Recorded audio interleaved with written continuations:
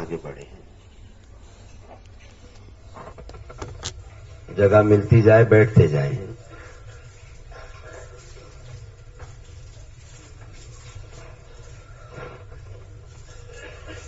ایک دوسرے کے لیے سہولت کر دیں.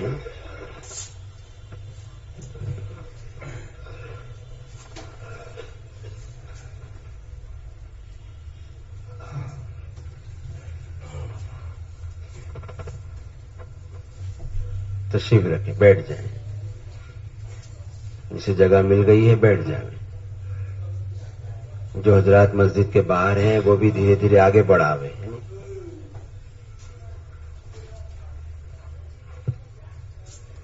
مسجد کے اندر آ کر کے تشریف رکھیں. جگہ مل گئی بیٹھ جاوے.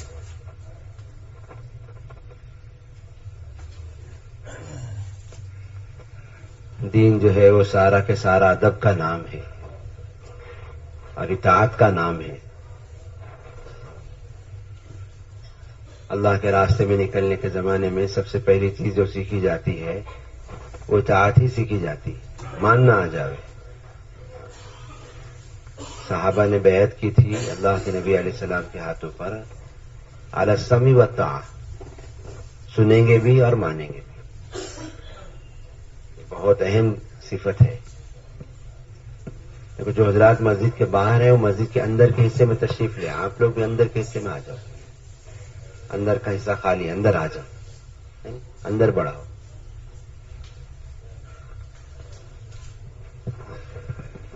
گھر بار چھوڑ دیا ہے, اپنی اپنی جگہ بھی چھوڑ کر کے آگے بڑھاؤ.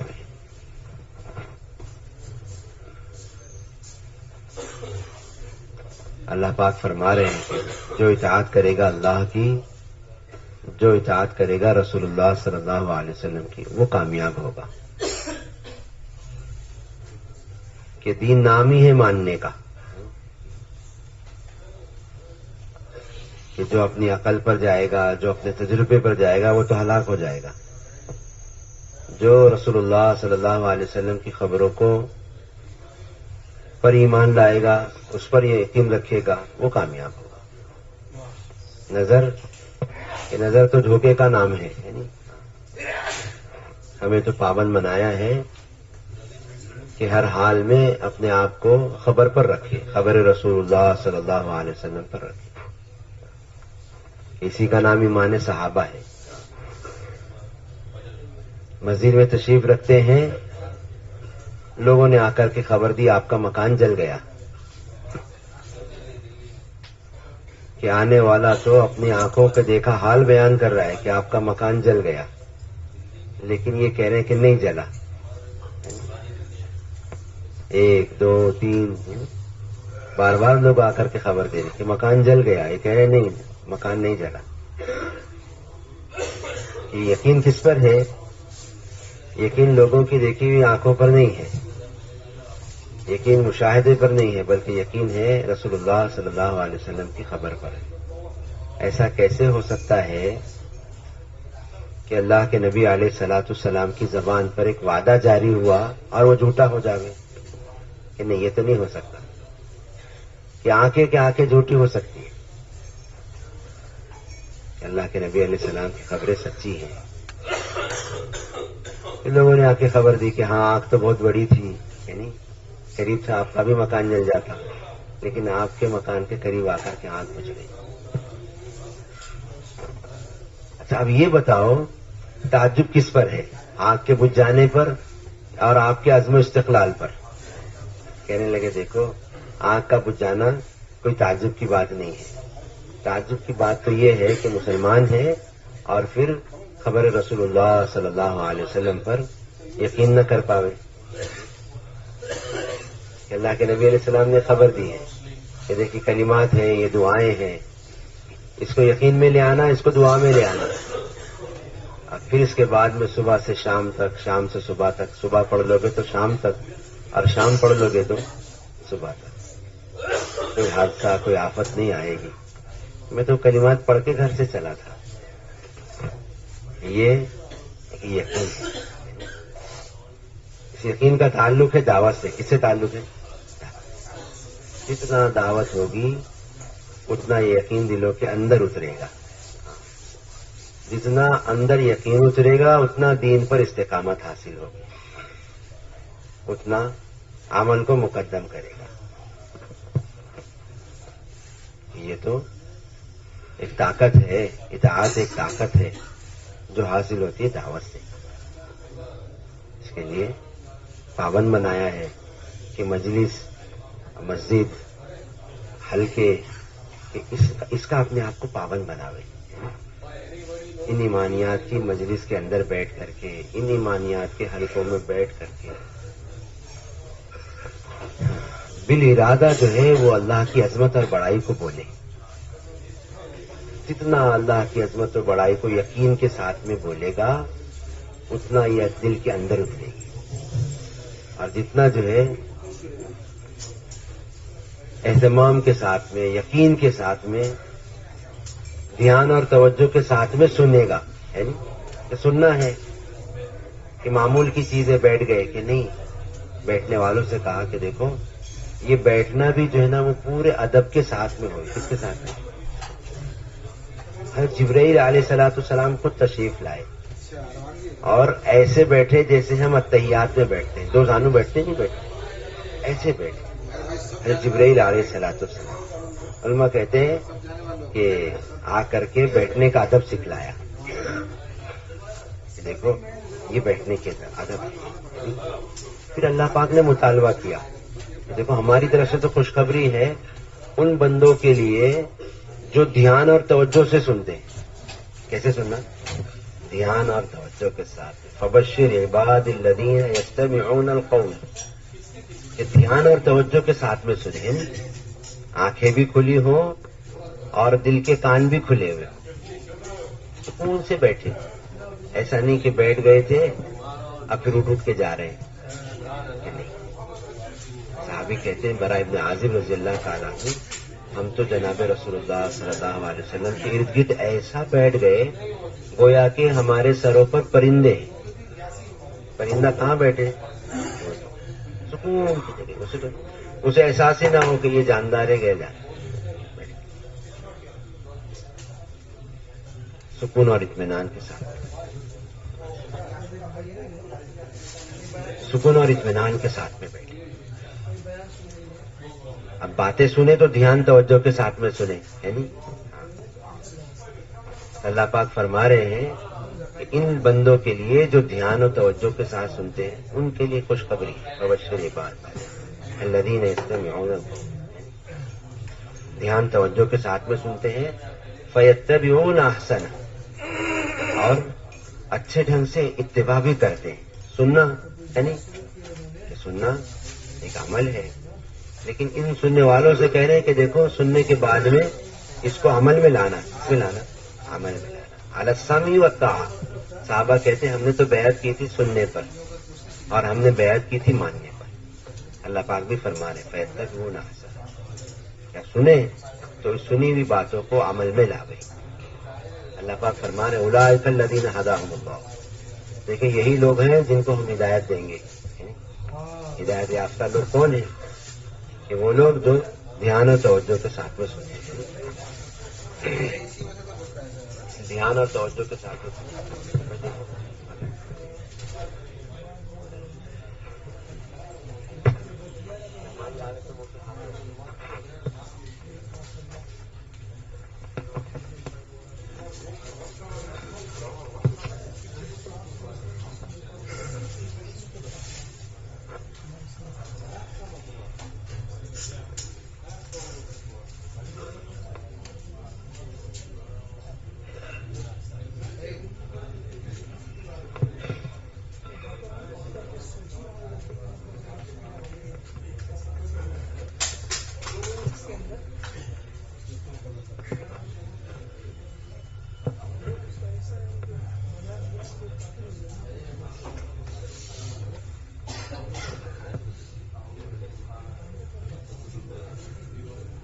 الحمد لله رب العالمين والعاقبة للمتقين والصلاة والسلام على سيد الأنبياء والمرسلين وعلى آله وأصحابه أجمعين. أما بعد قال الله تبارك وتعالى ادع إلى سبيل ربك بالحكمة والموعظة الحسنة وجادلهم بالتي هي أحسن إن ربك هو أعلم بمن ضل عن سبيله وهو أعلم بالمهتدين.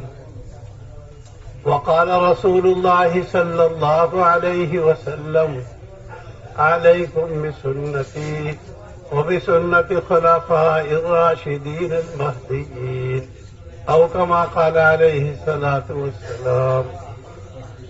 قابل احترام بزرگوں اور بھائیوں، بنیاد تو ایمان ہے. ایمان کی جس درجے قوت ہوگی اس درجے آدمی دین پر قائم ہو سکے گا.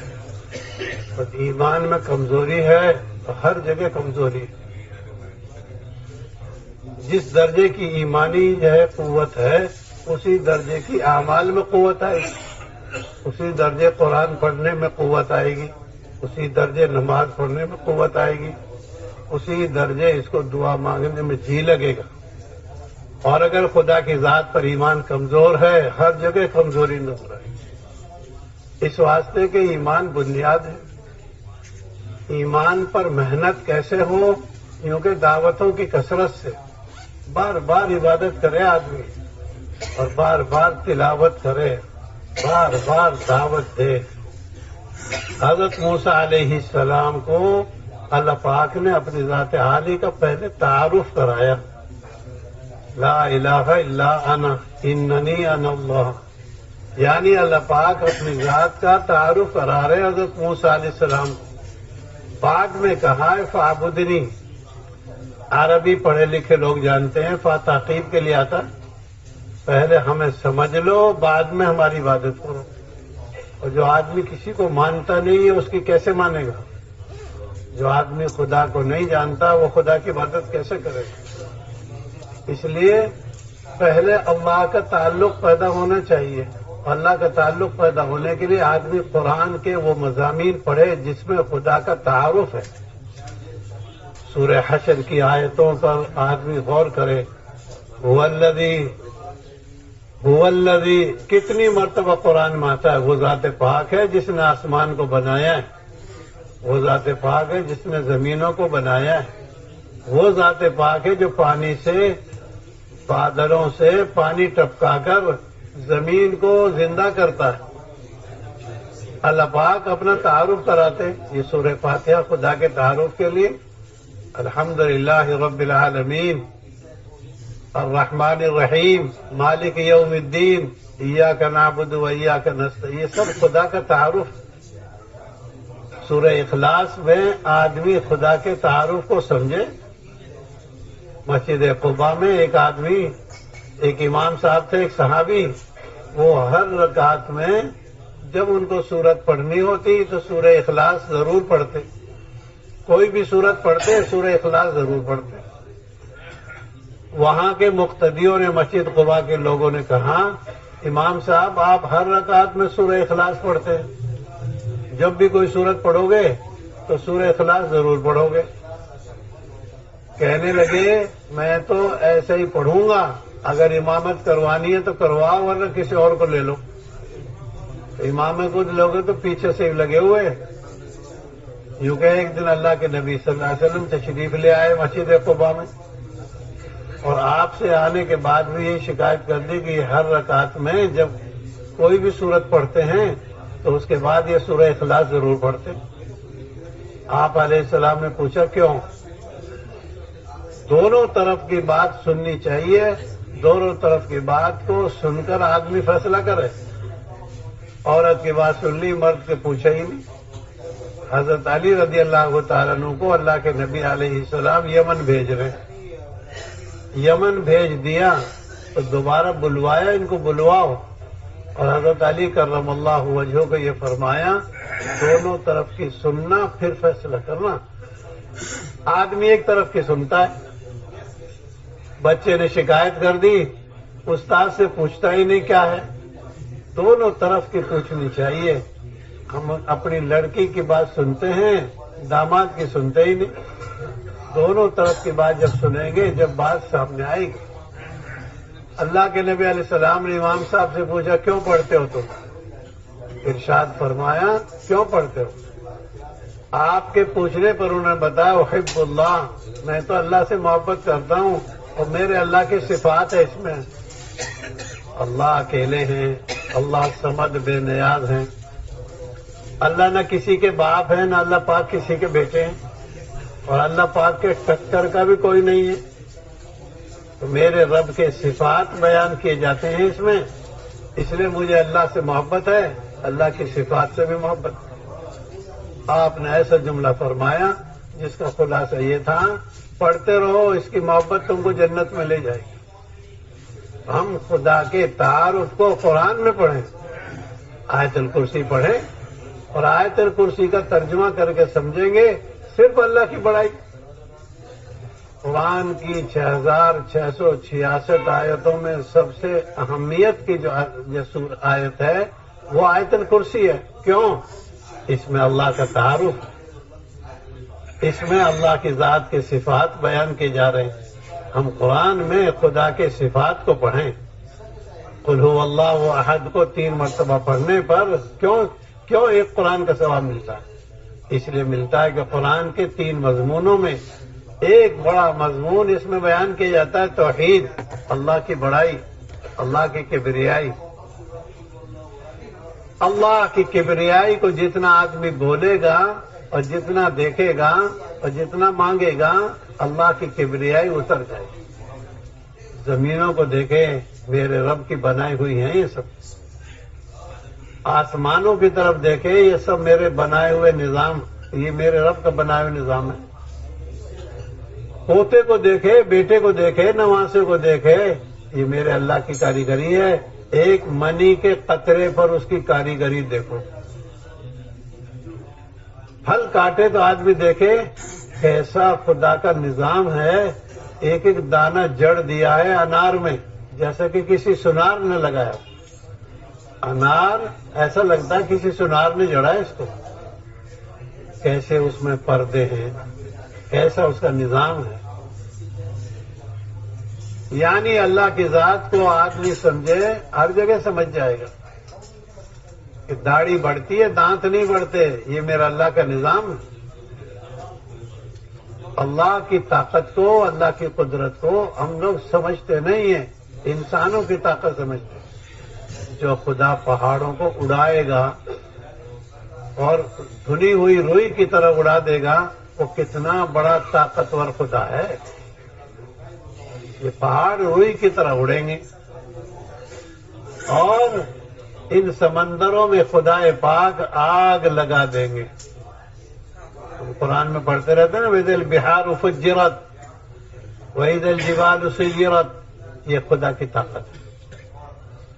زمینوں میں اللہ پاک بکھیر دیں گے اس پہاڑ کو، کوئی جگہ نیچی اونچی نہیں رہے گی، سب ہموار۔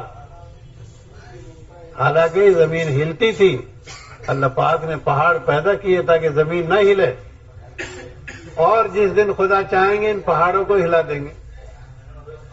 ہم لوگ قرآن پڑھیں تو خدا کی طاقت سمجھ میں آئے۔ جبریل علیہ السلام کے 600 پر ہیں، ان 600 پروں میں کتنی طاقت ہے۔ آدمی فرشتوں کا اقرار کرے، آسمانی کتابوں کو تسلیم کرے، اسی طریقے سے خدا کے رسولوں کو مان کے چلے، مرنے کے بعد دوبارہ زندہ ہونے کا یقین کرے، تقدیر پر ایمان لائے، بھلا اور برا سب اللہ کی طرف سے۔ یعنی آدمی خدا کے فیصلے کا یقین کرے، خدا کی طاقت کو بار بار بولنا۔ ہم لوگ مخلوق کی طاقت جانتے ہیں، خالق کی طاقت ہے۔ اللہ پاک کو کسی کے مشورے کی ضرورت نہیں، وہ تو بدیع السماوات والارض ہے، بغیر نمونے کے بنایا آسمان۔ جبریل نے نقشہ نہیں بنایا، زمین کا نقشہ تم بناؤ۔ اللہ کا نظام تو خود ہے، اس لیے فارسی والے کیا کہتے ہیں ان کو؟ خدا ہے وہ، خود ہے وہ کسی کے بنانے سے نہیں۔ اللہ کی طاقت کو بار بار سننا، سمجھنا۔ یہ بچہ دنیا میں پیدا ہوتا ہے، اس کے کان میں کہا جاتا اللہ اکبر اللہ اکبر اللہ اکبر، کہ تو اب دنیا میں آ رہا ہے، ابھی تک تو تیرے ماں کا پیٹ تجھے نظر آ رہا تھا، اب دنیا میں بڑی بڑی چیزیں نظر آئیں گی، گھبرا مت جانا، سب سے بڑے اللہ ہی ہیں۔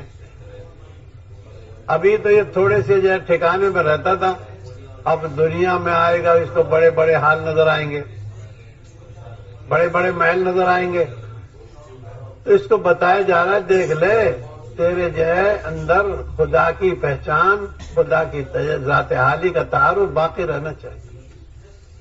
اس واسطے ہم اللہ کی ذات عالی کا تعارف کریں، پھول منڈی میں جا کے دیکھیں میرے اللہ نے کس درجے پھولوں میں خوشبو رکھی ہے، کیسی بناوٹ ہے، کیسی سجاوٹ ہے۔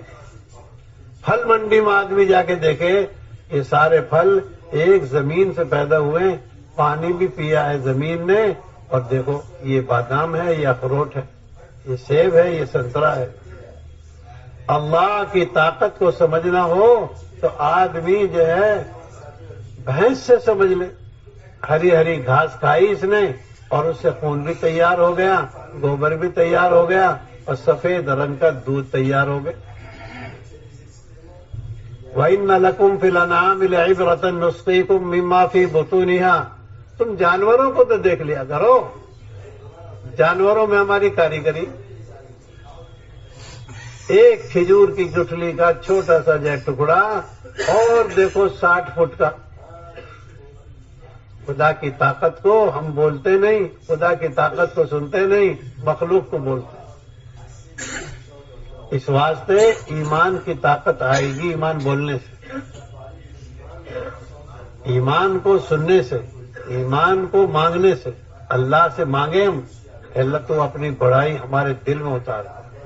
جس دن دل میں بڑائی اتر جائے گی اس دن آدمی اللہ اکبر نہیں کہے گا، اللہ اکبر۔ وہ ہر چیز کو دیکھ کر کہے گا اللہ اکبر۔ ہر مؤذن سے اللہ کی بڑائی کا اعلان کرایا جاتا ہے، اور ہر نماز کے اندر اور کوئی کلمہ نہیں پڑھوایا جاتا، صرف اللہ اکبر۔ ایک اللہ اکبر فرض ہے، ایک واجب ہے، باقی سب سنت ہیں۔ یعنی اللہ اکبر کہنا فرض ہے، تکبیر تحریمہ فرض ہے، اور وطر میں واجب ہے، باقی یہ سب انتقالی تکبیریں جو ہے کیا واجب ہے، وہ سنت ہے۔ اللہ کی بڑائی کا تعارف، اللہ کی ذات عالی کا جب یقین آ جائے گا تو آدمی گھبرانا چھوڑ دے گا۔ میرے ساتھ اللہ ہے، میرے ساتھ خدا کا معاملہ ہے۔ آدمی گھبراتا کیوں ہے؟ اس واسطے کوئی اللہ کو پہچانتا نہیں، اللہ کو پہچانتا نہیں۔ ہم اللہ کو جانتے نہیں، پہچانتے نہیں، مانتے نہیں، بس بولتے رہتے ہیں۔ جس دن خدا کی طاقت سمجھ میں آ جائے گی اس دن اور نظام ہوگا۔ اس واسطے بار بار خدا کی بڑائی کو بولیں، بار بار خدا کی بڑائی کو خدا سے مانگیں۔ اے اللہ تو اپنی کبریائی کو اور اپنی ربوبیت کو، اپنی الوہیت کو اور اپنی معبودیت کو ہمارے دل میں اتار دے۔ بار بار جتنا آدمی خدا کی ذات سے خدا کی بڑائی کو مانگے گا اس کے دل میں مخلوق کی چھٹائی آ جائے گی، خدا کی بڑائی آ جائے گی۔ بار بار ہر کام کو سنت کے مطابق کرنے کا مزاج بنانا۔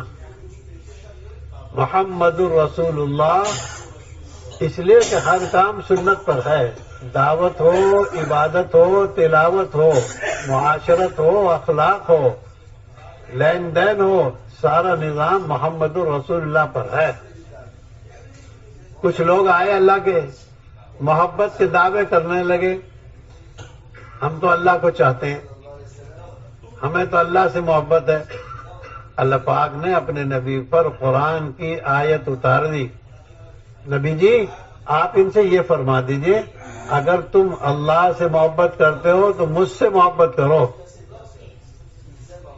قل ان کنتم تحبون اللہ فاتبعونی۔ تمہاری محبت کی کسوٹی یہ ہے، تم اگر محبت خدا میں دعوے دار ہو تو ہماری چال کرو، اس لیے انبیاء علیہم السلام انسانوں میں سے آتے، جنات میں سے نہیں آتے، فرشتوں میں سے نہیں آتے، ورنہ آدمی فرشتوں کی کیسے نقل اتارتا؟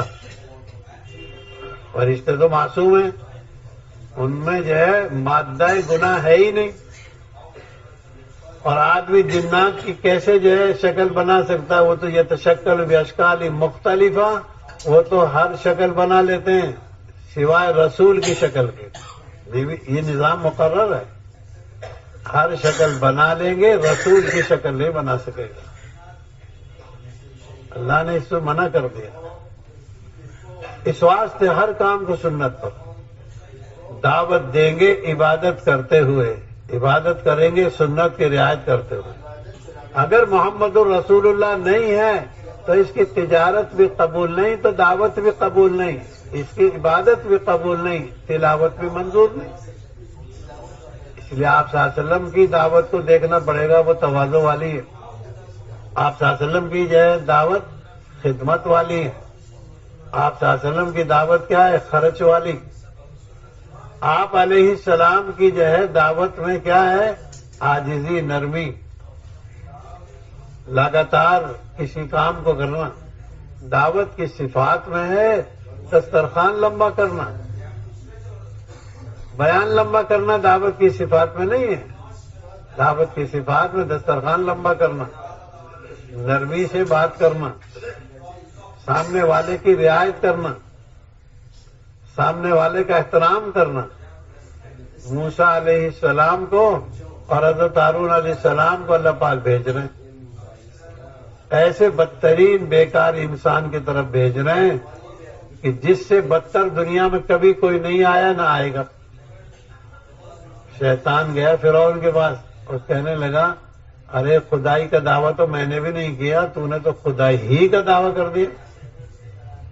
کہنے لگا کیا کروں، ہٹ جاؤں؟ نہیں، ہٹنا بھی نہیں ہے، اڑا رہے، اب یہی برقرار رہے۔ تو ایسے بدترین جانور کو بھی حضرت موسیٰ علیہ السلام کے لیے اور حضرت ہارون علیہ السلام کے لیے حکم مل رہا ہے، فقولا لہما قولا لینا، جا کے بات کرنا نرمی سے۔ فرعون کے بارے میں سخت باتیں نہیں بتائی، یوں کہ نرمی سے بات کرنا۔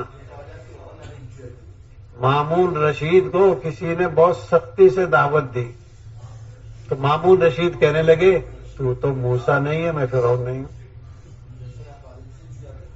ارے بھائی، موسیٰ علیہ السلام کو بھی فرعون کے لیے نرمی سے بات کرنے کا حکم ہے، تو کون ہے؟ تو کون ہے اور میں کون ہوں؟ دعوت کی خاصیت ہے نرمی۔ اللہ کے نبی جی بطور احسان کے فرماتے ہیں، اللہ کے نبی کو اللہ پاک بطور احسان کے فرماتے ہیں، فَبِمَا رَحْمَةٍ مِّنَ اللَّهِ لِنْتَ لَهُمْ، نبی جی آپ ہماری وجہ سے نرم ہو گئے ان کے لیے، یہ ہماری رحمت سے ہوا ہے۔ اور اگر ہم تم کو نرم نہ بناتے تو کیا بناتے؟ اگر سخت بناتے تو لَنْفَضُّوا مِنْ حَوْلِكَ، آپ کو چھوڑ جاتے اکیلے کو، آپ اکیلے کھڑے رہ جاتے۔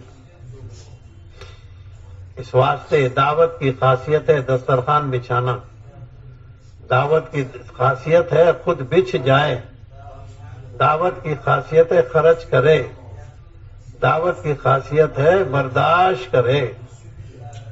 فَاصْبِرْ كَمَا صَبَرَ أُولُو الْعَزْمِ، نبی جی آپ برداشت کیجئے جیسے با ہمت لوگوں نے برداشت کیا، ایسے برداشت کرو۔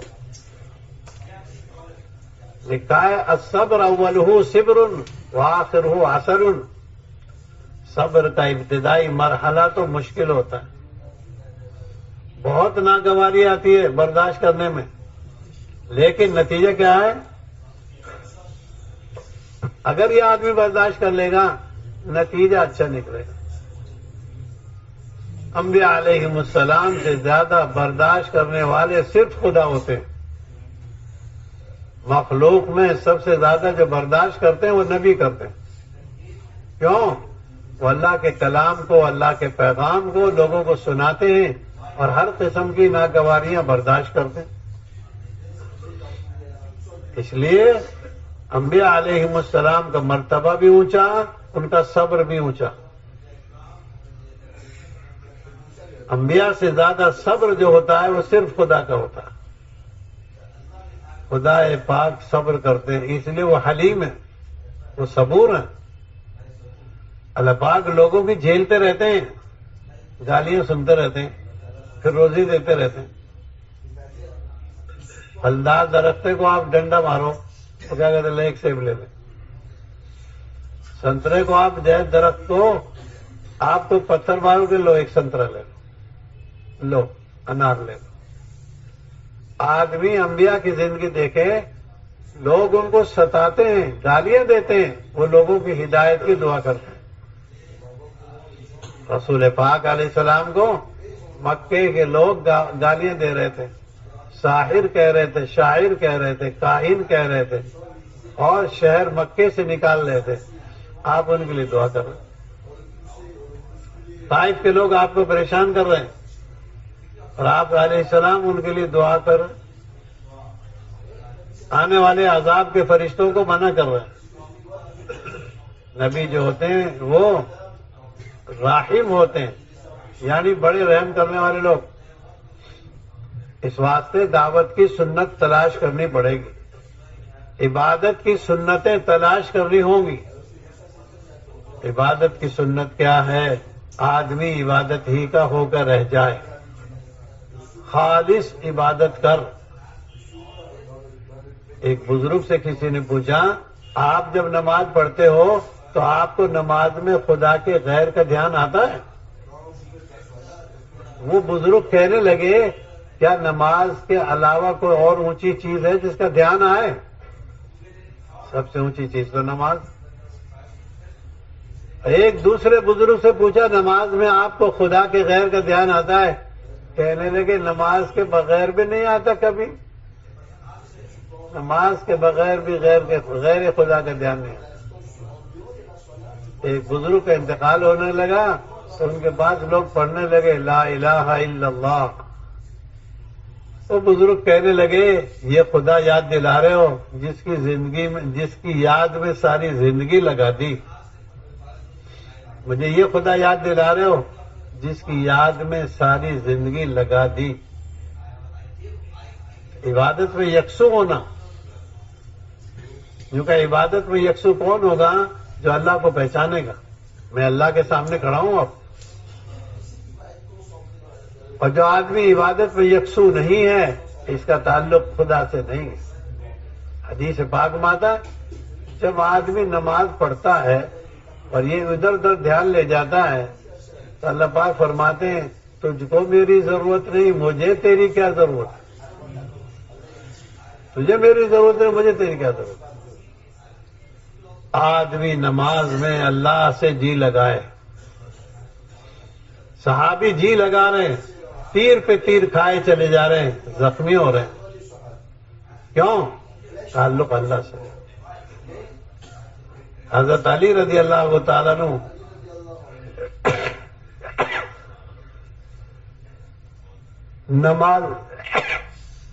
نماز پڑھ رہے ہیں اور ان کے زخم کا تیر نکالنے لوگ آئے، نکال بھی لیا. زخم کا تیر آسان نہیں ہوتا، کرنا آسان. جب بھیڑ دیکھی، سلام کے بعد پوچھا، تم لوگ تیر نکالنے کے لیے آئے ہو؟ کہنے لگے، ہم نے تو نکال بھی لیا. کس درجے خدا سے تعلق ہے؟ کس درجے خدا سے تعلق؟ دیکھو نا کس درجے انہما کے سب سو گئے. جگاؤ ان کو. دیکھو وہ شہید ہو گئے. تو یہ سارے در شہید ہو رہے. اللہ سے تعلق کی بات یہ ہے کہ آدمی نماز پڑھے خدا کے دھیان سے. یہ میری زندگی کی آخری نماز ہو سکتی ہے. دائیں طرف جنت ہے، بائیں طرف جہنم ہے. پلسرات پر میں کھڑا ہوا ہوں، اللہ مجھے دیکھ رہا ہے، اور میری زندگی کی آخری نماز ہو سکتی ہے. کون آدمی گارنٹی سے کہہ سکتا ہے اس کے بعد مجھے نماز پڑھنی ہے؟ اب ہم نے فجر پڑھ لی، کون کہے گا ذمہ داری سے ظہر پڑھ لوں گا؟ آدمی کے پاس 3 دن ہوتے ہیں. ایک دن گزر چکا، بدھ کا دن تو گزر گیا، جمعرات میں چل رہا ہے، جمعے کی امید لگائے بیٹھا، جمعہ آئے گا کل، کیا پتا جمعہ تیری مرنے کی حالت میں آئے گا کہ زندگی کی حالت میں آئے گا۔ اس واسطے میرے بھائیوں، عبادت میں انہماک، اللہ کا تعلق، اللہ کا لگاؤ۔ ایک صحابی نماز پڑھ رہے ہیں، ان کا گھوڑا بدکنے لگ گیا، بچہ قریب میں سو رہا تھا، انہیں خطرہ محسوس ہوا کہ یہ بچہ مر جائے گا گھوڑے سے۔ اللہ کے نبی نے بتایا فرشتے آئے تھے تمہارا قرآن سننے کے لیے۔ اس واسطے میرے بھائیوں، نماز کا انہماک سنت کے مطابق۔ یہ کیسے آئے گا؟ دعوت بھی سنت پر، عبادت بھی سنت پر، معاملات بھی سنت پر، معاشرت بھی سنت پر، اخلاق بھی سنت پر۔ یہ علم کی روشنی سے ہے۔ 1,24,000 نبی جہالت کے ساتھ نہیں آئے، علم کے ساتھ۔ 70,000 نبیوں نے توریت کی اتباع کی ہے۔ لکھا ہے کہ 70,000 نبیوں نے توریت کی اتباع میں اور توریت کی روشنی میں دعوت اور عبادت کا کام کیا۔ اس واسطے علم ضروری ہے۔ لیکن حضرت مولانا الیاس صاحب رحمۃ اللہ علیہ تو گہرے انسان تھے، علم کے ساتھ ذکر لگا دیا۔ اگر علم کے ساتھ ذکر نہیں ہے تو اس میں غفلت بھی آئے گی، جہالت بھی آئے گی۔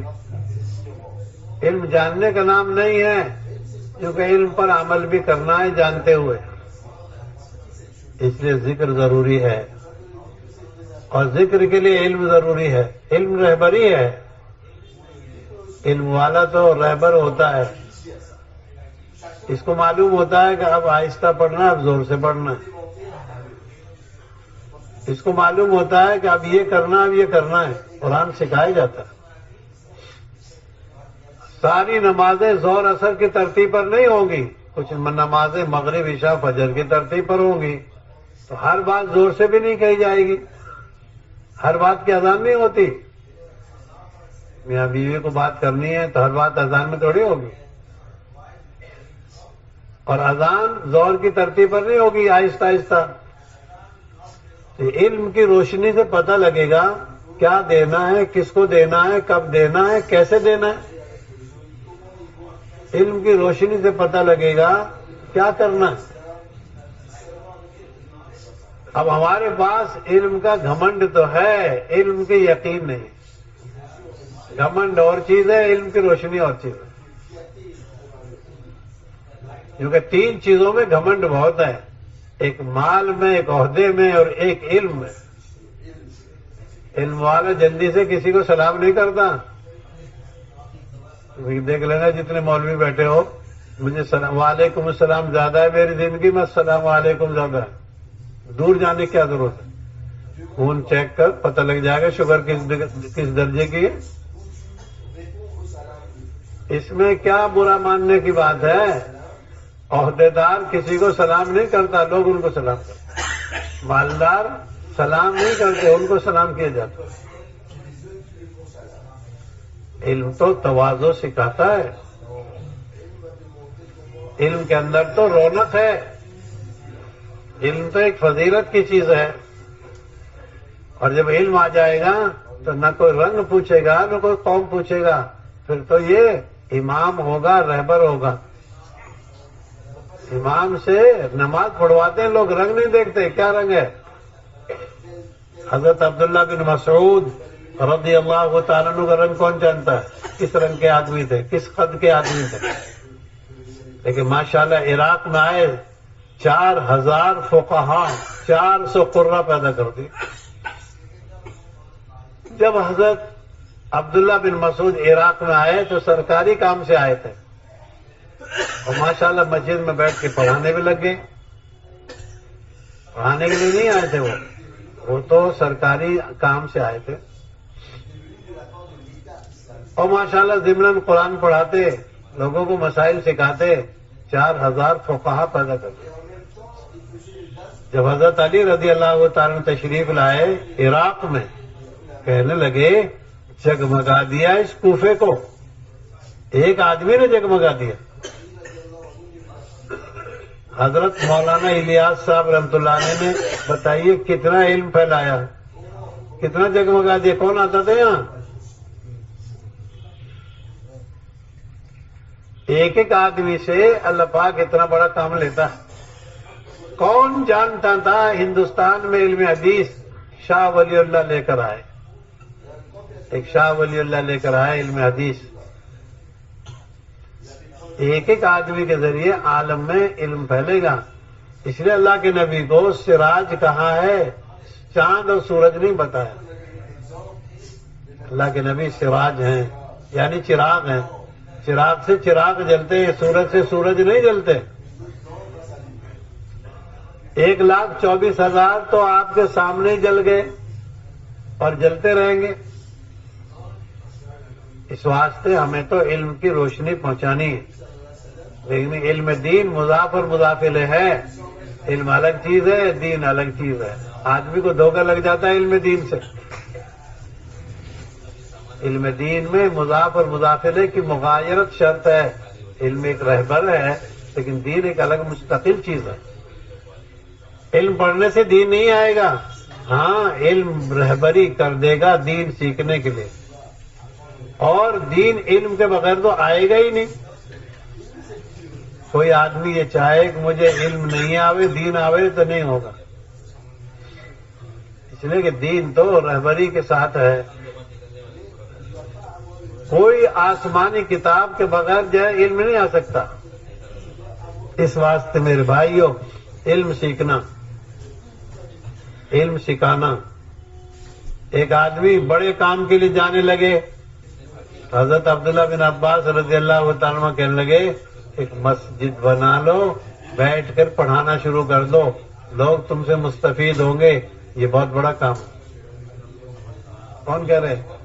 حضرت عبداللہ بن عباس رضی اللہ تعالیٰ عنہ ترجمان القرآن فرما رہے ہیں ایک مسجد بنا لو اور اس میں قرآن پڑھنا شروع کر دو، پڑھانا شروع کر دو، اللہ تم سے کام لے گا۔ ایک ایک صحابی 1400 لوگوں کو پڑھا رہے ہیں، اور جب قرآن میں سجدے کی آیت آتی تو ایک شاگرد آتا، حضرت میں نے سجدے کی آیت پڑھی ہے، کہ پڑھو، زور سے پڑھو۔ وہ ایک بچہ، ایک بوڑھا، ایک جوان ان کی مجلس میں قرآن پڑھتا، سب سجدہ کرتے، عملی دین سکھایا انہوں نے۔ یعنی 1400 صحابہ کو، تابعین کو ایک صحابی مسجد میں پڑھا رہے ہیں، 1400۔ اور جب سجدے کی آیت آتی تو سجدہ کرواتے اور سب کو سجدہ سکھاتے۔ تو بھائی علم تو پھیلانے کی چیز ہے، علم چھپانے کی چیز نہیں۔ اس لیے ہر مسجد میں ایک تعلیم کا حلقہ لگانا چاہتے ہیں، مسائل کا حلقہ لگانا چاہتے ہیں، حلال حرام کے مسائل۔ ہر مسجد میں ایمان کا حلقہ لگانا چاہتے ہیں، ہر گھر میں تعلیم کا حلقہ چاہتے ہیں تاکہ علم کی روشنی پھیلے۔ ہر مسجد میں تعلیم کا نظام چاہتے ہیں۔ 10,000 لڑکوں کے پڑھنے سے امت کی جہالت نہیں جائے گی۔ ہر امتی کو معلوم ہو میری وضو کے فرض کتنے ہیں، ہر امتی کو معلوم ہو میری نماز میں کتنے فرض ہیں۔ اس لیے یہ نابالغ بچے جو ہمارے پاس پڑھتے ہیں، ان کا علم مستقبل میں کام آئے گا، لیکن فی الحال تو ان کے دادا کو ضرورت ہے، فی الحال تو ان کے ابا کو ضرورت ہے۔ اس واسطے ہم تو مسجد میں قرآن کا حلقہ لگائیں گے، لوگ سورہ فاتحہ سیکھیں۔ حضرت عمر رضی اللہ تعالیٰ عنہ سورہ فاتحہ سے ہی کرا رہے۔ ہر آدمی کو ضرورت ہے وہ اپنی نماز کے حلال سیکھے، حرام سیکھے۔ مدینہ پاک میں کوئی آدمی تجارت کے لیے دکان نہیں کر سکتا تھا جب تک تجارت کے حلال حرام کو نہ جانے۔ جب تک تجارت کا حلال حرام نہیں جانتا تب تک مدینے میں دکان نہیں کھول سکتا تھا۔ اس واسطے ہمیں حلال کا دین سیکھنا ہے تاکہ اس پر قائم رہیں، حرام کا دین سیکھنا ہے تاکہ اس سے بچ جائیں۔ شک شبے کا دین بھی سیکھنا ہے تاکہ شبے سے بھی بچ جائیں۔ 3 چیزیں ہیں، الحلال بین والحرام بین وفیما بینہما مشتبہات۔ حلال کا دین بھی سیکھنا ہے تاکہ اس پر ہم قائم رہیں، حدود ہیں، حرام کی بھی حدود ہیں، اس واسطے علم کی روشنی ضروری ہے۔ اللہ کے نبی نے فرمایا عالم کی فضیلت ایسی ہے جیسے میری فضیلت تم میں سے ادنا آدمی پر۔ کیوں؟ وہ رہبر ہوتا ہے، لیکن عالم میں بھی وہ خوبیاں ہوں جو خوبیاں مطلوب ہیں۔ اس واسطے میرے بزرگوں، عالم کو تو بادل بننا پڑے گا، ہر جگہ جا کر برسنا پڑے گا، ہر جگہ جا کے کیا کرنا پڑے گا؟ بادل کی طرح برسے۔ چنانچہ ایک ایک آدمی نے برسایا اپنے آپ کو۔ حضرت امام مالک رحمۃ اللہ علیہ مدینے کی بڑی مسجد یعنی مسجد نبوی میں درس دیتے اور اپنے گھر میں درس دیتے اور سبقوں کو جا کر کلمہ سکھاتے، سورہ فاتحہ سکھاتے، گلیوں میں جا کر۔ علم تو محبت سکھاتا ہے۔ کسی آدمی نے آ کر کہہ دیا حضرت عبداللہ بن مسعود رضی اللہ تعالیٰ عنہ کو حضرت عثمان غنی نے مینا میں 4 رکعت نماز پڑھا دی، تو غصے ہو گئے، ناراض ہو گئے، کہنے لگے اللہ کے نبی نے 4 رکعت نہیں پڑھائی، مدینے سے آ کر مینا میں 2 رکعت پڑھائی، اور حضرت صدیق اکبر نے پوری زندگی مینا میں آ کر 2 رکعت پڑھی، اور حضرت عمر فاروق نے 2 رکعت پڑھی، اور حضرت عثمان غنی نے بھی شروع میں 2 رکعت پڑھی، 4 کیسے پڑھا دی انہوں نے؟ کوئی کتاب نہیں چھاپی مخالفت میں، کوئی اعلان بیان نہیں کیا مخالفت میں، ایک بات کہی، مجلس میں تو بات کہہ دی بھائی دیکھو 4 رکعت نہیں پڑھانی چاہیے تھی، 2 پڑھانی چاہیے تھی، لیکن نماز کا وقت آ گیا۔ حضرت عبداللہ بن مسعود پیچھے ہیں اور حضرت عثمان غنی آگے امام ہیں، انہوں نے 4 پڑھا دی، انہوں نے 4 پڑھ لی۔ سن لو حق والو، انہوں نے تو 4 پڑھ لی اور 2 کی مخالفت کہہ رہے تھے، 2 کی۔ سلام پھیرنے کے بعد جب دوسرا کوئی موقع آیا تو کہنے لگے آپ تو کہہ رہے تھے برا کیا عثمان غنی نے، تم نے خود بھی 4 پڑھ لی ان کے پیچھے۔ تو کیا فرماتے ہیں؟ الخلاف شر، اختلاف اچھی چیز ہے۔ ہم ذرا سی باتوں پہ یہ کہہ دیا، یہ کر دیا، یوں ہو گیا، ایک جھنڈا اٹھا لیتے۔ حضرت امام ابو حنیفہ رحمۃ اللہ علیہ رفع یدین نہیں کرتے تھے، آمین بالجہر نہیں کرتے تھے، اور امام شافعی کے مذہب میں آمین بالجہر رفع یدین ہے۔ آئے امام ابو حنیفہ کی مسجد میں، حضرت امام شافعی رحمۃ اللہ علیہ امام ابو حنیفہ رحمۃ اللہ علیہ کی مسجد میں آئے عراق میں، کہنے لگے نہ رفع یدین ہوگا نہ آمین بالجہر ہوگی، یہ اس مسجد کے امام ہے، اس امام کی مسجد ہے جو آمین بالجہر کے اور رفع یدین کے قائل نہیں تھے۔ حضرت امام شافعی رحمۃ اللہ علیہ نے حنفی ترتیب سے نماز پڑھ لی۔ ایک دوسرے کا احترام۔ امام شافعی رحمۃ اللہ علیہ کہنے لگے عید ذکر نعمان، مجھے تم نعمان کا تذکرہ سناؤ۔ امام ابو حنیفہ کا مشک کی طرح ہے ان کا تذکرہ، کیونکہ جیسے مشک جو ہے چھیڑنے سے مہکتا ہے، امام ابو حنیفہ کے تذکرے سے امام شافعی کہتے ہیں خوشبو پھیلتی ہے۔ کیسا لگاؤ ہے آپس میں، کیسا لگاؤ، یہاں کیسا اختلاف ہے، ایک عالم صاحب نے یوں کہہ دیا، ایک عالم صاحب نے یوں کہہ دیا، کیا ہو گیا؟ ہم تو ایک دوسرے کی اتباع یعنی سیکھنے کے مزاج بنائیں۔ سیکھنا سمجھنا بنیادی عمل ہے۔ مجھے سورہ فاتحہ سیکھنی ہے، میں تلاش کروں۔ حضرت مولانا الیاس صاحب رحمۃ اللہ علیہ دلی جا رہے ہیں اور حضرت مفتی کفایت اللہ صاحب رحمۃ اللہ علیہ سے بہت ساری باتیں پوچھ کر آ رہے ہیں۔ بہت ساری باتیں بار بار پوچھ کے آ رہے ہیں. یعنی ایک ایک بات سمجھ کر آئے, پوچھ کر آئے. ہم تو علماء سے پوچھ کر کریں گے. مولانا الیاس صاحب رحمۃ اللہ علیہ عالم ہے, صدیقی خاندان, پورا خاندان عالم علماء کا ہے, لیکن سیکھ رہے ہیں, پوچھ رہے ہیں. پوچھنے کا مزاج بنانا, سیکھنے کا مزاج بنانا اور علم لینے کا مزاج بنانا. علم لینا, علم کیسے آئے گا؟ علم تواضع سے آئے گا, علم تکبر سے نہیں آئے گا. فضل بن عباس بہت خوبصورت تھے, حضرت عباس کے بڑے بیٹے, اور حضرت عبداللہ بن عباس رضی اللہ تعالیٰ عنہ چھوٹے بیٹے. لیکن ترجمان القرآن فضل بن عباس نہیں ہے, عبداللہ بن عباس ہیں. کیوں؟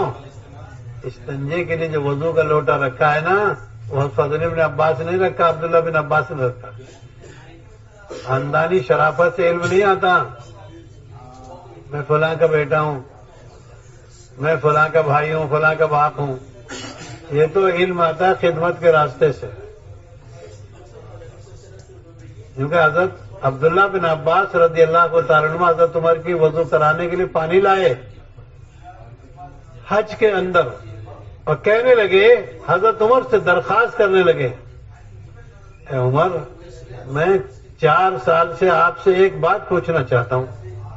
وَإِن تَتُوبَا إِلَى اللَّهِ, یہ 2 عورتیں کون سی ہیں جن کو اللہ کہہ رہے ہیں, جن سے اللہ پاک خطاب کر رہے ہیں؟ 2 عورتیں کون ہیں؟ 4 سال سے پوچھنا چاہتا ہوں, لیکن آپ کا رعب, آپ سے میں پوچھ نہیں پا رہا.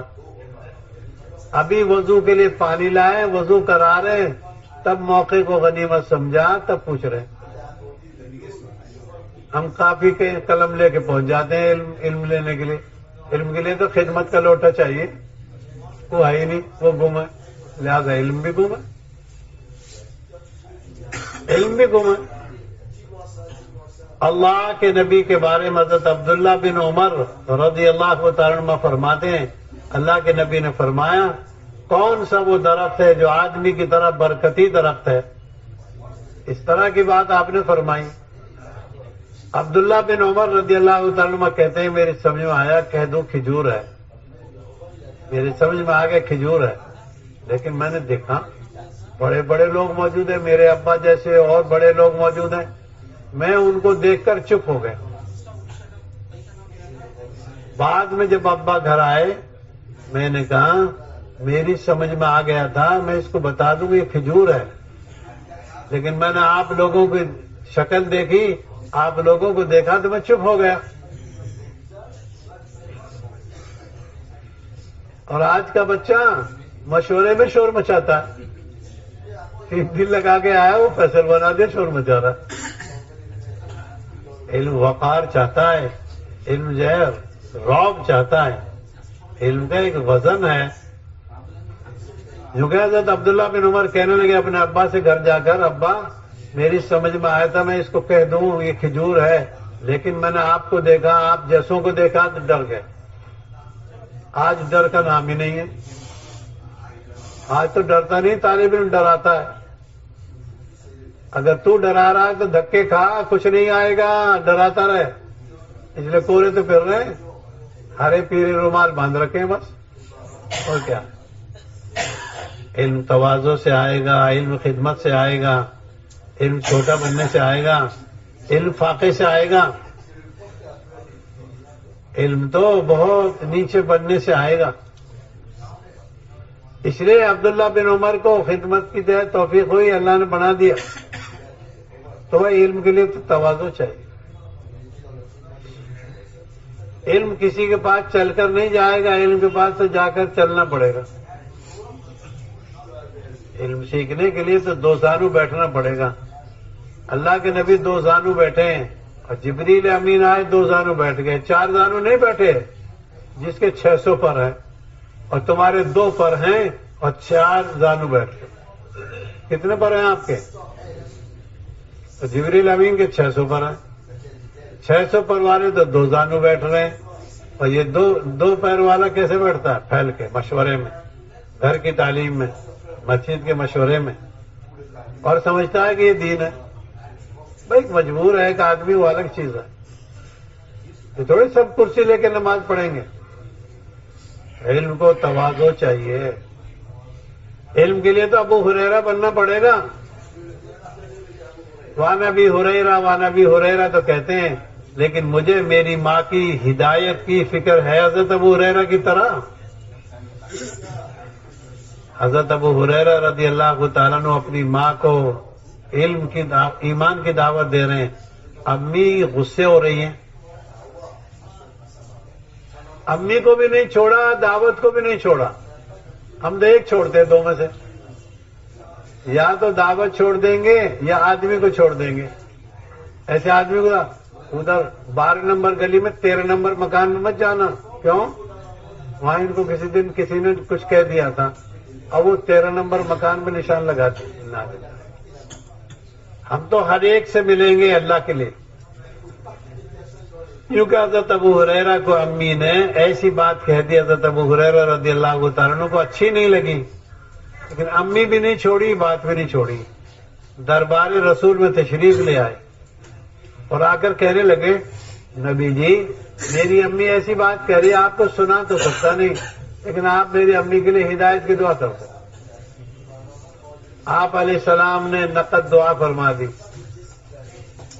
اے اللہ تو ابو ہریرہ کی ماں کو ہدایت دے دے.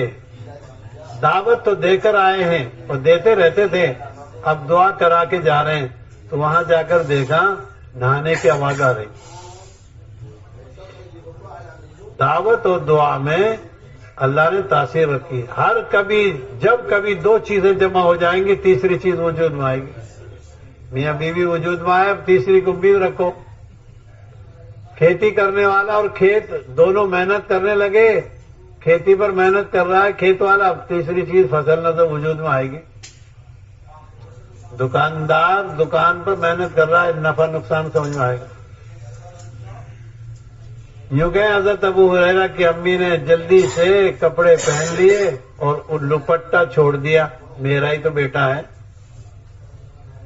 بہت جلدی سے دروازہ کھول کر یوں کہا، اشہد ان لا الہ الا اللہ واشہد ان محمد رسول. کون کہہ رہا حضرت ابو ہریرہ؟ میں نے کبھی اپنی امی کو دعوت دے دی، اور دعوت دینے کے بعد جیسے امی نے کلمہ پڑھا سرکار کے پاس روتے ہوئے گئے.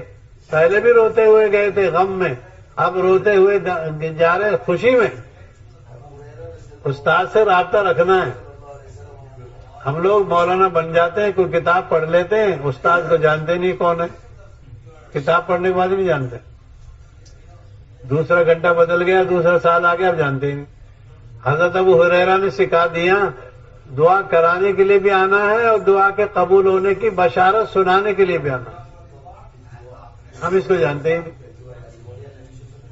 تو میرے بھائیو، حضرت ابو ہریرہ کی طرح میں اپنی امی کو کلمہ سکھاؤں، میں نے اپنی امی کو سورہ فاتحہ سکھاؤں. ابھی جتنا مجمع بیٹھا ہے کھڑے ہو کے کہہ سکتے ہیں میں نے اپنی امی کو 10 سورت سکھائی ہیں، میں نے اپنی گھر والی کو 10 سورت سکھائی ہیں. یعنی ہماری ذمہ داری ہے علم کی روشنی کو پھیلانا. ایک دن حضرت عائشہ رضی اللہ تعالیٰ عنہ آسمان دیکھ رہی. اللہ کے نبی نے پوچھا، عائشہ کیا دیکھ رہی ہو؟ کہ یہ دیکھ رہی ہوں یہ تارے ستارے جتنے ہیں، کوئی آدمی ایسا بھی ہو سکتا ہے اس کی نیکی اتنی ہو. تو حضرت عائشہ کو اللہ کے نبی فرمانے لگے، اب حضرت عمر کی نیکی اتنی ہے، حضرت عمر کی نیکی ہے اتنی. حضرت عائشہ کہہ تو کچھ نہیں رہی، لیکن احساس ہو گیا اس کا مطلب میرے ابا کی کم ہے. کہہ نہیں پائی لیکن افسوس میں پڑ گئی. اللہ کے نبی نے فرمایا، اور ابو بکر کی تو روزانہ کی نیکی اتنی ہے.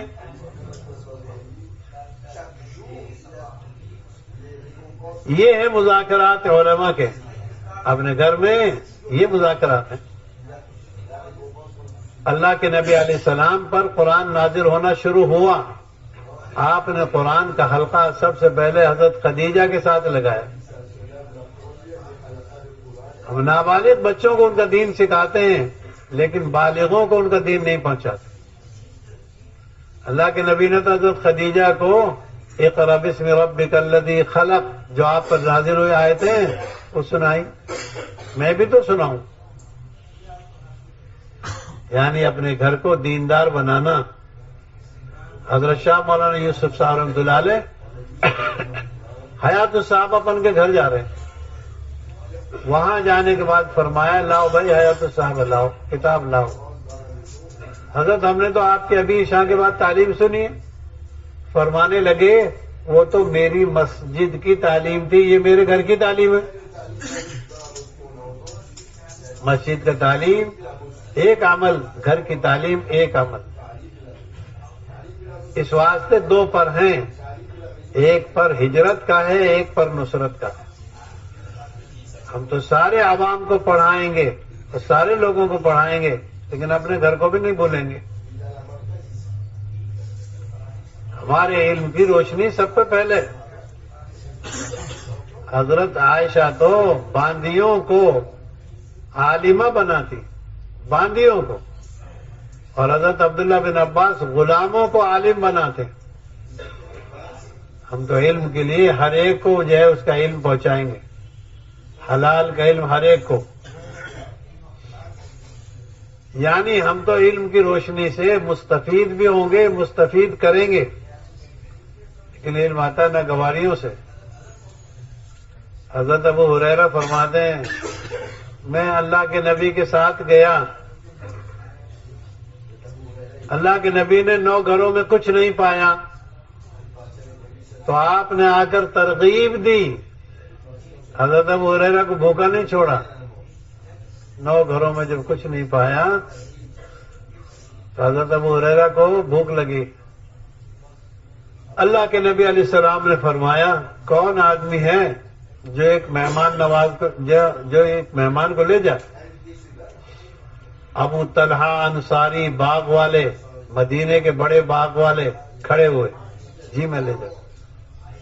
لے کے گئے وہاں، گھر والی ام سلیم سے پوچھا کچھ ہے کہ بچوں کے قابل ہے؟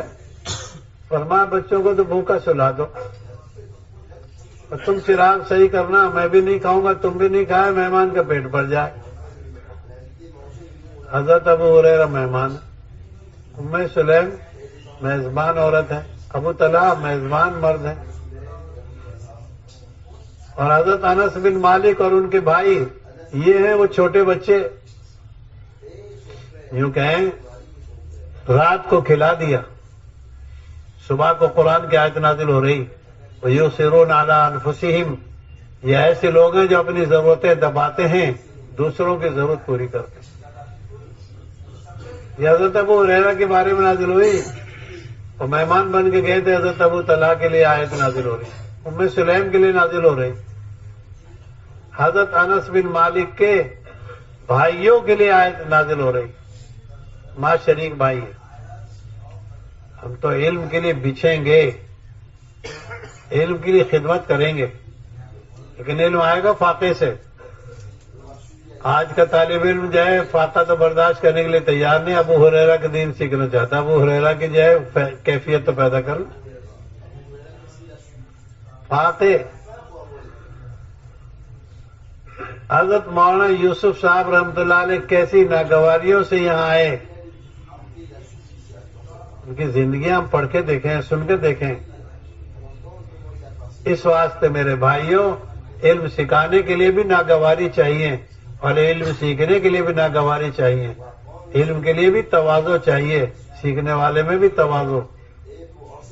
کسی استاد کو بچے کے مارنے کا حق نہیں ہے جب تک اس میں پدری شفقت نہ ہو، باپ جیسی ہمدردی۔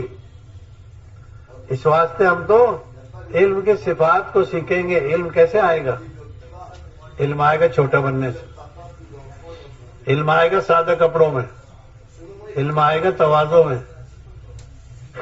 کیونکہ آستین چڑھا کر علم نہیں آئے گا، سپاہی پر ہاتھ رکھنے سے اور کتاب پر ہاتھ رکھنے سے علم نہیں آئے گا، علم تو تواضع چاہتا۔ حضرت امام ابو حنیفہ رحمۃ اللہ علیہ اذان دیتے مغرب کی اور امام ابو یوسف سے نماز پڑھواتے. اس طرح تیار کیا. ہم تو آج یہ سوچتے ہیں یہ میرے مقابل آ جائے گا. حضرت امام ابو یوسف رحمۃ اللہ علیہ چھوٹے بچے غریب گھر کے لے کر آئے ان کو. جب لے کر آئے تو ان کے کچھ دن پڑھنے کے بعد چلے گئے. ان کے ابا لے گئے ان کو, چھوڑا نہیں, استغنا سے کام نہیں لیا, دوبارہ لے کر آئے, تھیلی پکڑا دی. اس تھیلی میں یہ تمہارا خرچہ ہے اور تم خرچ کرتے رہو, اور جب یہ خرچہ ختم ہو جائے تو ہم کو بتانا. یوں کہیں حضرت امام ابو یوسف رحمۃ اللہ علیہ فرماتے ہیں خرچہ اتنا دے دیتے تھے وہ تھیلی ختم نہیں ہوتی تھی اور اگلی تھیلی آ جاتی. اس طرح تیار کیا ہے امام ابو یوسف رحمۃ اللہ علیہ کو, تب جا کر وہ جو ہے برابر کے آدمی بنے. ہم تو گاؤں کے دیہات کے جی کمزور بچوں کو لائیں گے اور ان کو پڑھائیں گے. اس مسجد کی تاریخ آپ پڑھ کے دیکھو. میوات کے چھوٹے بچوں کی جو مارتے حضرت مولانا اسماعیل صاحب کے بڑے بیٹے حضرت مولانا محمد صاحب, جو مارتے, کپڑے دھوتے. حضرت مولانا الیاس رحمۃ اللہ علیہ کے بڑے بھائی حضرت مولانا محمد صاحب, بتائیے جو مارتے سردی کے موسم میں. اب تو آپ جو جانتے ہی نہیں, کہو گے بھینسوں کو ہوتی جو آدمیوں کے بغل میں ہوتی تھی 50-60 سال پہلے. آپ تو جو جانتے ہی نہیں کیا چیز ہے. بکریوں کو ہوتی, آدمیوں کے بغل میں ہوتی تھی. سفید داڑھی والے بزرگوں سے پوچھو کہاں جانتے وہ صابن کو. اور مولانا محمد صاحب بچوں کے جو مارتے اور ان کے جو کے کپڑے دھوتے اور ان کو علم سکھاتے. اب کہاں ہے یہ, کہاں گئے؟ حضرت مولانا ہارون صاحب اس کھڑکی میں کھڑے ہو جاتے اور کہتے اطمینان نہیں پاتے جب تک بچے کھانا نہ کھا لیں, بے قرار رہتے.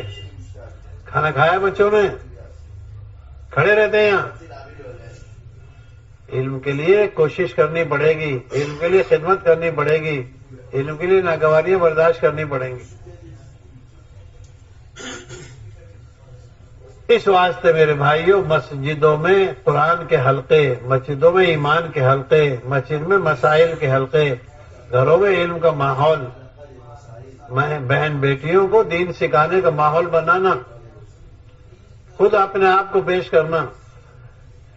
کیونکہ ایک مہینہ الگ الگ کتاب دیکھے اس سے بہتر ہے کسی کو علم سناوے آدمی کسی کو. تلمذ کا شرف حاصل کرے, یعنی کسی کی شاگردی لے. علم کتابوں سے نہیں آتا, علم تو استاد کے سینے سے جاتا. اب سینہ ہی جو ہے گڑبڑ ہے, کہاں سے جائے گا؟ استادوں کو ستائے ہوا ہے, کیسے جائے گا علم؟ شرح خریدنے سے نہیں آتا علم. استاد کے سامنے سیدھے رہو اور استاد بھی سیدھا رہے.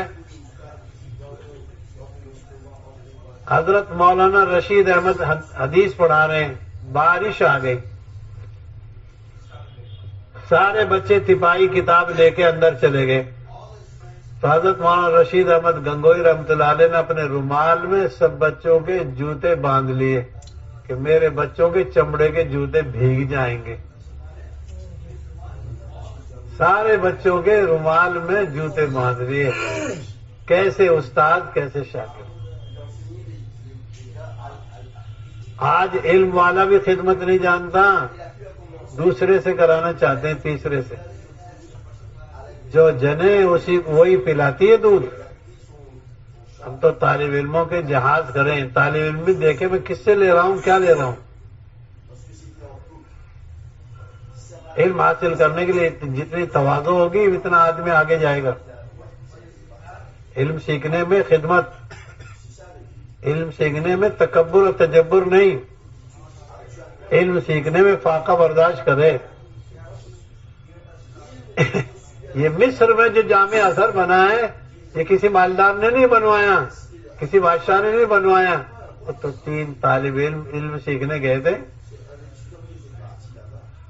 تھوڑی سی پونجی لے کے نکلے, وہ پونجی جب ختم ہو گئی اور نوبت سوال تک آ گئی تو تینوں نے مشورہ کیا، تینوں بچوں نے مسجد میں، بھائی اب کیا کریں، اب تو اللہ کے غیر سے مردار سوال کرنا جائز ہے، مردار کھانا بھی جائز ہے، جان بچانی ہے۔ تو ایک طالب علم نے کہا اللہ ہی سے تو مانگنا ہے، اللہ مخلوق کا دل پھیر دیں گے۔ اللہ سے مانگنا شروع کیا۔ بادشاہ کو خواب میں چوکا مارا گیا، جگایا گیا، تو سو رہا ہے، ہمارے 3 بندے وہاں جا کر بھوکے مرے مسجد میں، خیر خبر لے ان کی۔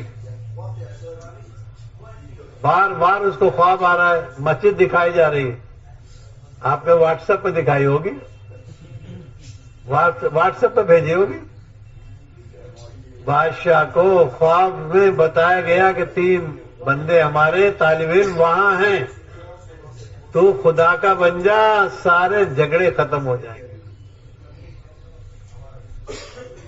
اس لیے حضرت مولانا یوسف صاحب رحمۃ اللہ علیہ فرماتے تھے یکرا بغیر محکم بغیر، ایک کو پکڑ لے مضبوط پکڑ لے۔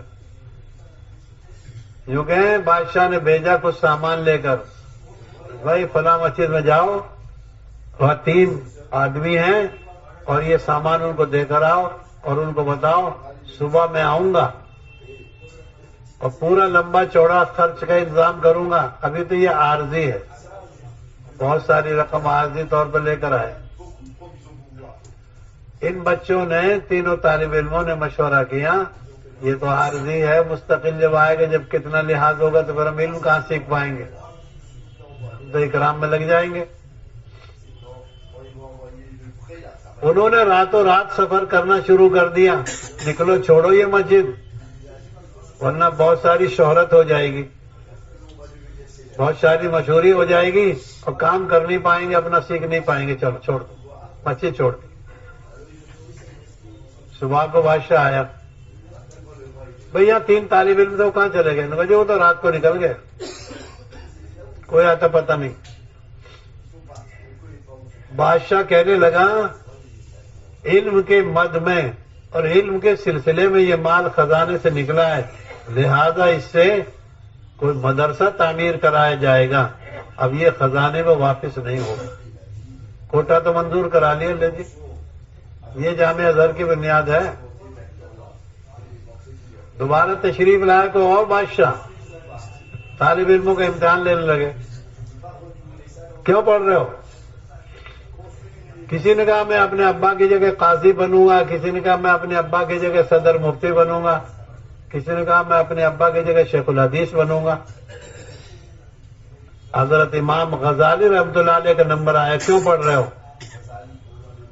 ان کا اللہ کے لیے پڑھ رہا ہوں، اللہ کے رسول کا، اللہ کا علم ہو جائے تاکہ میں ان کو راضی کروں۔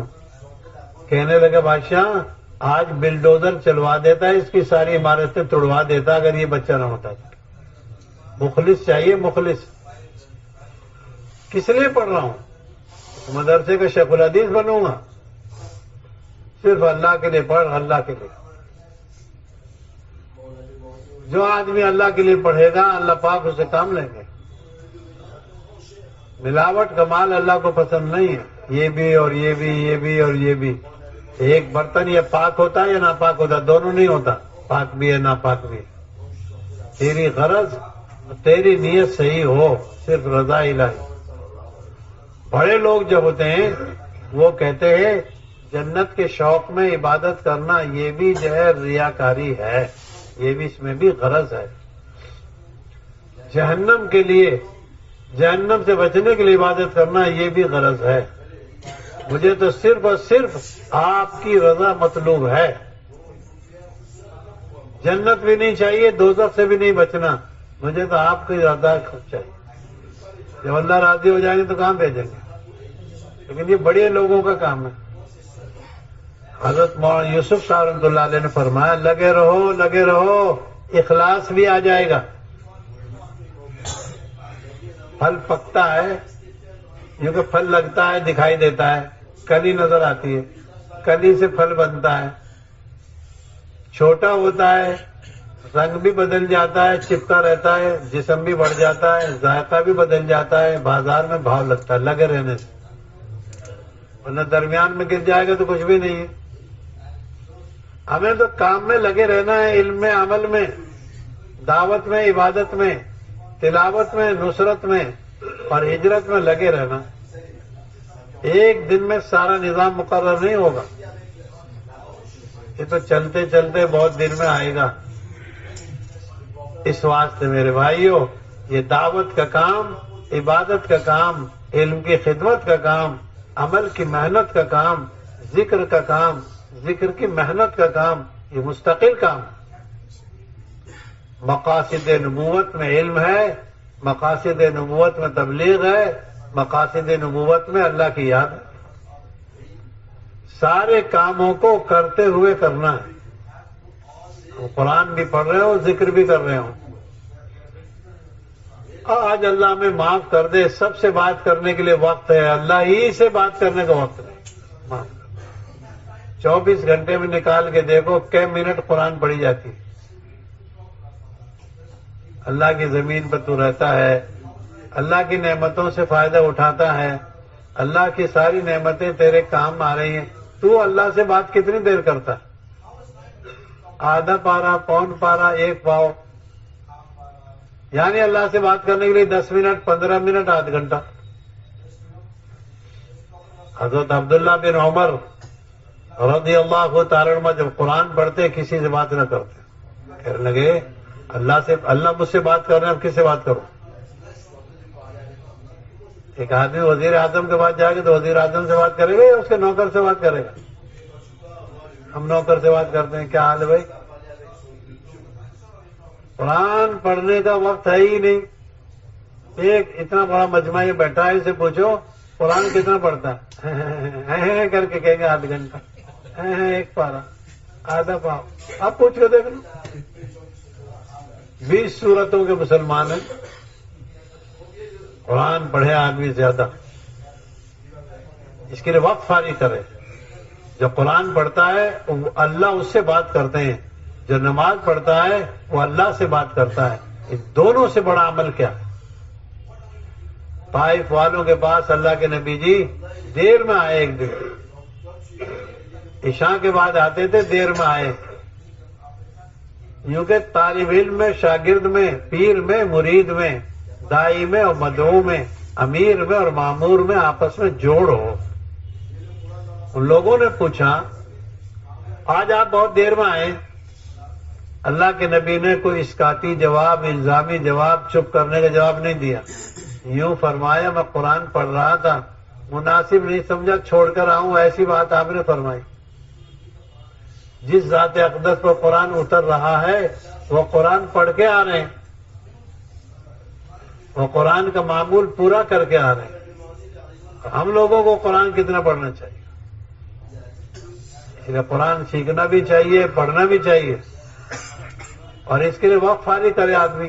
حدیث میں آتا ہے جو اٹک اٹک کے قرآن پڑھتا ہے اس کو ڈبل ثواب ملتا ہے. ایک اس کے پڑھنے کا، ایک اس کو اٹکنے کا. جو قرآن اچھی طرح پڑھتا ہے وہ تو بڑے اونچے فرشتوں کے ساتھ ہے. فرشتہ کان لگا کے اس کا قرآن سنتے ہیں. اس واسطے میرے بھائیوں قرآن پڑھنے کے لیے وقت نکالیں، قرآن سیکھنے کے لیے وقت نکالیں، قرآن سمجھ کر پڑھیں. حضرت عبداللہ بن مسعود رضی اللہ تعالیٰ فرماتے تھے چھوٹی سورت پڑھوں سمجھ کر، یہ اس سے اچھی ہے کہ بڑی سورت پڑھوں بغیر سمجھے. ایک رکوع، آدھا رکوع، پون رکوع قرآن کی مراد سمجھ کر پڑھیں. ماذا یرید، اللہ پاک مجھ سے کیا چاہتے ہیں، اللہ پاک مجھ سے کیا سمجھانا چاہتے ہیں. یعنی قرآن پڑھتے ہیں پتہ ہی نہیں اللہ کیا کہہ رہے ہیں. 60 سال سے سورہ فاتحہ پڑھ رہے ہیں، ترجمہ ہی یاد نہیں. آدمی ہندی کی چٹھی اردو میں بدلواتا ہے، اردو کی چٹھی ہندی میں بدلواتا ہے. مجھے ہندی نہیں آتی. آپ یہ ذرا تم اللہ کا کلام پڑھیں. حضرت سلمان فارسی رضی اللہ تعالیٰ عنہ عربی میں قرآن نازل ہوتے ہیں اس کو فارسی میں نقل کر کے فارس بھیجتے اور یوں فرماتے میرے وطن والوں کا بھی حق ہے. حضرت اکرمہ رضی اللہ تعالیٰ عنہ کہتے ھذا کلام ربی، یہ میرے رب کی کتاب ہے، یہ میرے رب کے فرامین ہے۔ ہم تو یہ پڑھتے نہیں پڑھتے تو قرآن نہیں پڑھتے۔ کہتے میں پڑھا ہوا نہیں ہوں، بھائی پڑھے ہوئے تو نہیں ہو لیکن پڑھنا تو پڑے گا نا۔ اس واسطے قرآن پڑھنے کے لیے وقت نکالیں، آدھ گھنٹہ پون گھنٹہ۔ آج ہم سب سے مانگتے، خدا ہی سے نہیں مانگتے۔ دعا مانگنے کے لیے آدھ گھنٹہ وقت نہیں، دعا کے لیے کہیں گے 20 آدمیوں سے دعا کرنا میرے کام کیسا ہے، دعا کرنا ایک کام کیسا ہے۔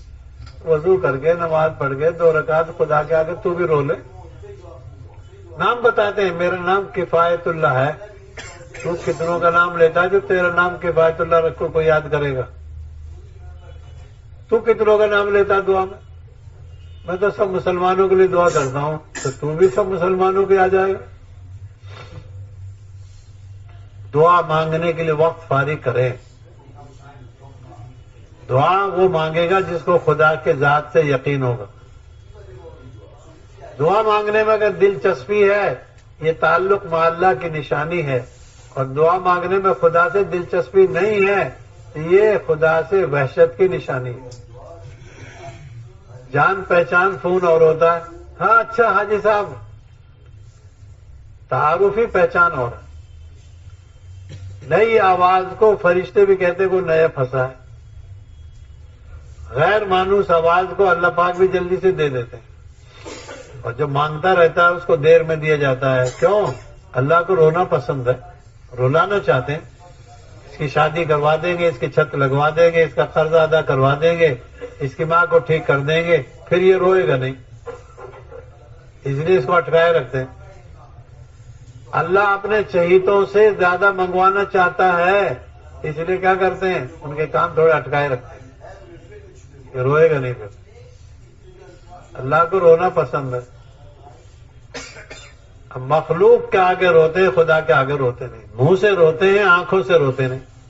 منہ سے روتا ہے ذلیل انسان، ذلیل کتا روتا ہے منہ سے۔ آپ نے دیکھا نا اس کو روتا ہے، اللہ ہمیں معاف کرے، اللہ ہمیں معاف کرے۔ ہم دیکھتے ہیں کوٹھیوں کو، کیا ہے؟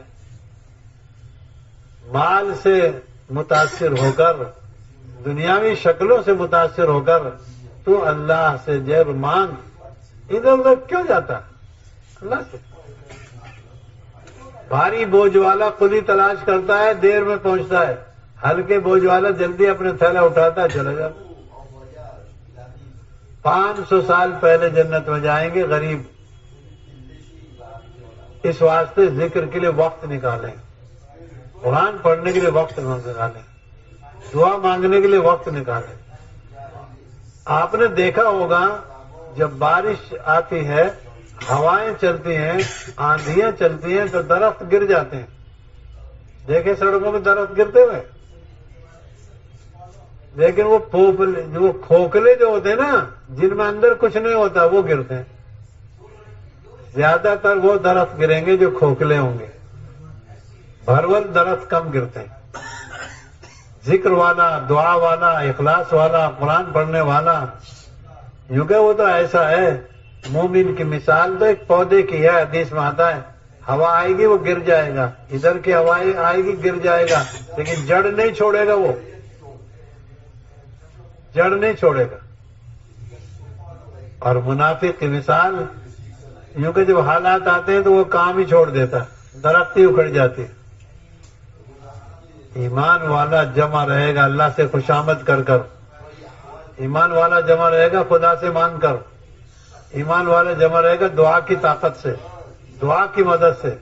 اور یہ دعا کی طاقت کب آئے گی؟ جب آدمی خدا سے چاہے کہ میرے کام بنے۔ حضرت عبداللہ بن عباس رضی اللہ تعالیٰ عنہ بہت روتے تھے، بہت روتے۔ کسی نے ان سے کہا آپ اتنا مت رو، آپ کی آنکھیں خراب ہو جائیں گی۔ کہنے لگے ما فائدۃ العیون اذا ما بکینا، اگر روئے نہیں تو آنکھوں کا کیا فائدہ؟ دل کی بیماری یہ نہیں ہے کہ اس کی رگیں بند ہو جائیں، دل کی بیماری یہ ہے کہ وہ سخت ہو جائے اور وہ نرم نہ پڑے اور وہ خدا کے سامنے جو ہے جھکے نہیں. اس واسطے رونے کا مزاج اللہ کے آگے. جو خدا کے آگے روئے گا وہ مخلوق کے آگے نہیں روئے گا. اور یہ پکی بات ہے، جو خدا کے آگے نہیں روئے گا مخلوق کے آگے روئے گا. حاجی صاحب کیا؟ حاجی صاحب فقیروں میں ایک فقیر. حاجی صاحب کیا؟ نہ شکل بنانی ہے مانگنے کی نہ مانگنا. شکل بنانی رونے کی اور رونا. حضرت صدیق اکبر رضی اللہ تعالیٰ فرماتے تھے اذا لا تبکی فتباکی.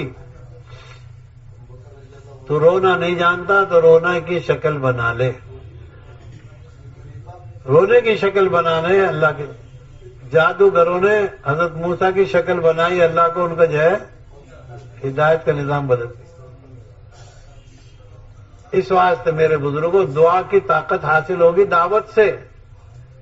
حضرت فرماتے تھے دعا بھی ادھوری ہے دعوت کے بغیر، دعوت بھی ادھوری دعا کے بغیر. دونوں چیزیں جڑوا ہیں، دعوت اور دعا. اور دعوت کچھ نہیں. آج دعوت بہت ہے، نہ دعا ہے نہ دعوت ہے. اس واسطے دعوت کی ضرورت ہے دعا کے ساتھ، دعا کی ضرورت ہے دعوت کے ساتھ.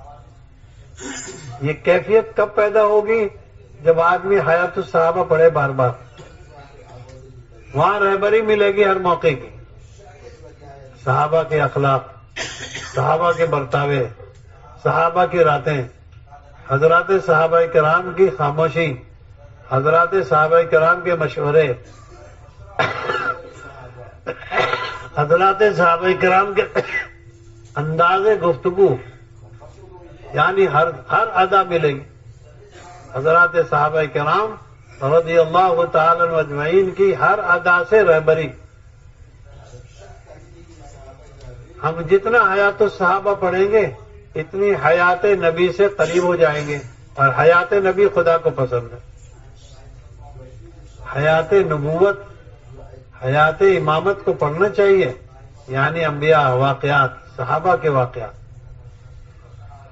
25 نبیوں کو قرآن نے بیان کیا نام بنام. ہم جتنا نبیوں کے قصے پڑھیں گے ہم کو راستہ ملے گا.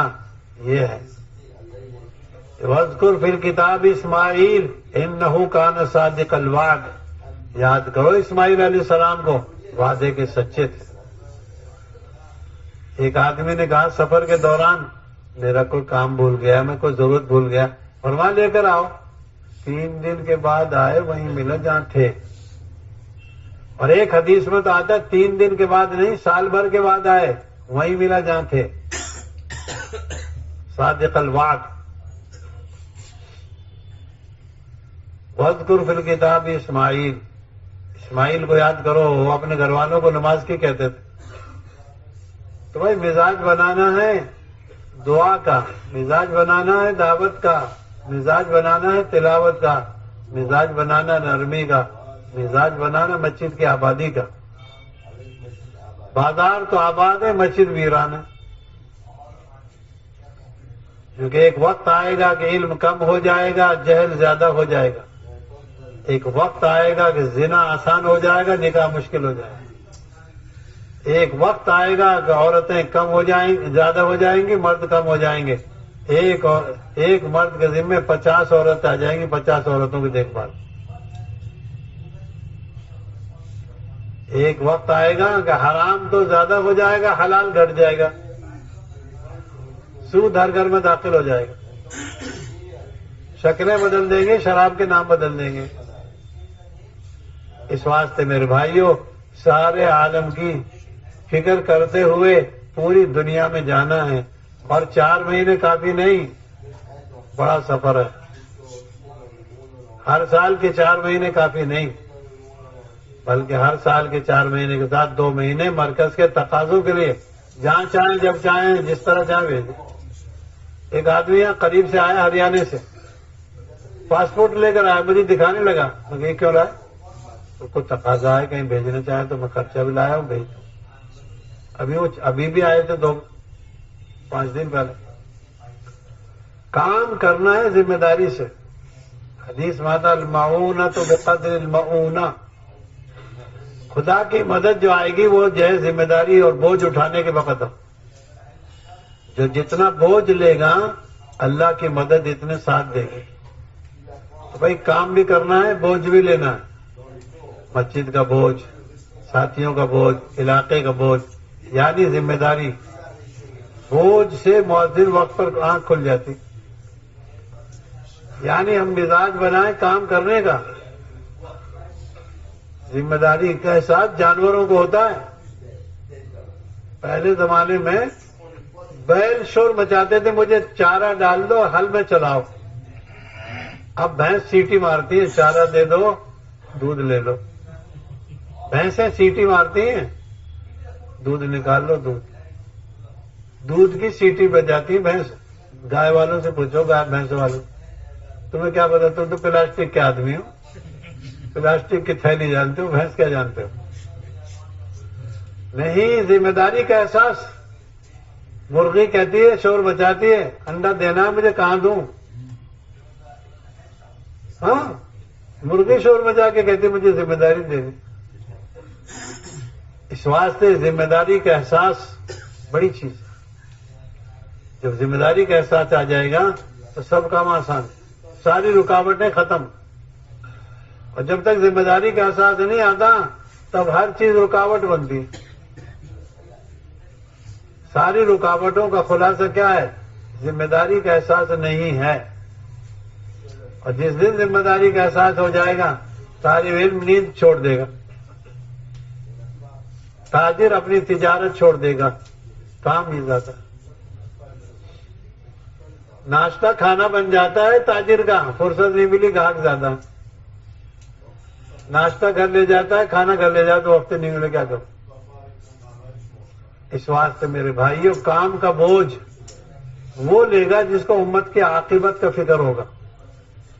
عاقبت اور آخرت جس کے سامنے ہوگی وہ بوجھ لے گا. کام کا بوجھ جس کو آئے گا جس کو امت کی آخرت کی فکر ہو، عاقبت کی فکر ہو. اس واسطے میرے بھائیوں، سارے عالم میں جانا ہے. ماشاءاللہ ایک بڑی تعداد تیار ہو گئی، دوسرے سال کے لیے، تیسرے سال کے لیے آواز لگ رہی ہے. اور دوسرے سال کی جا رہے ہیں، ملکوں میں جا رہے ہیں، ماشاءاللہ علاقوں میں جا رہے ہیں. آپ بھی تو ہمت کرو، میرے 3 بار 4 مہینے لگے تاکہ میں کسی ملک کے کونے میں جا کر اللہ کے کام کی آواز لگاؤں. انشاءاللہ کہنے سے نکاح نہیں ہوتے. کوئی آدمی نکاح کے وقت کہے انشاءاللہ، کوئی مفتی فتویٰ نہیں دے گا ہو گیا اس کا نکاح. کھڑے ہو کر باضابطہ ہو تو فوراً تیاری کرتا، جی میں نے قبول کر لیا. آپ بھی فیصلہ کر کے کھڑے ہو کے کہو، لو جی 4 مہینے ہر سال کے اور اس سال کے یہ، اور مزید 2 مہینے، 3 بار میرے 4 مہینے لگ گئے. اب کسی ملک کے لیے بڑے خرچے کا ترجمہ جماعت والے کا 2 لاکھ. 2 لاکھ میں کیا ہوتا ہے؟ 10 لاکھ کی بات کرو، 5 لاکھ سے ابتدا کرو. دنیا کے تو کام 50 لاکھ کے ہوتے ہیں، 50 کروڑ کے ہوتے ہیں. یہاں 2 لاکھ میں کہتا کھلا خرچ. ہمت کر کر ارشاد فرماؤ 2 مہینے کے لیے مستورات کے ساتھ، 5 مہینے کے لیے مردوں کے ساتھ، اور کھلے خرچ کے ساتھ دور سے دور جانے کے لیے دوسرے سال کے لیے بھی فرماؤ. اور ہمارے جیسے سب بھائی 5 مہینے کے لیے، 2 مہینے کے لیے کھڑے ہو کے فرماؤ. جی کب سے؟ ماشاءاللہ. بتائیں بھائی، ہمت کر کے پیش کریں اپنے آپ کو. نام بتاؤ. جی عبد المجید صاحب، جاوید صاحب. نام بتاؤ. معاذ صاحب، کھلا خرچ.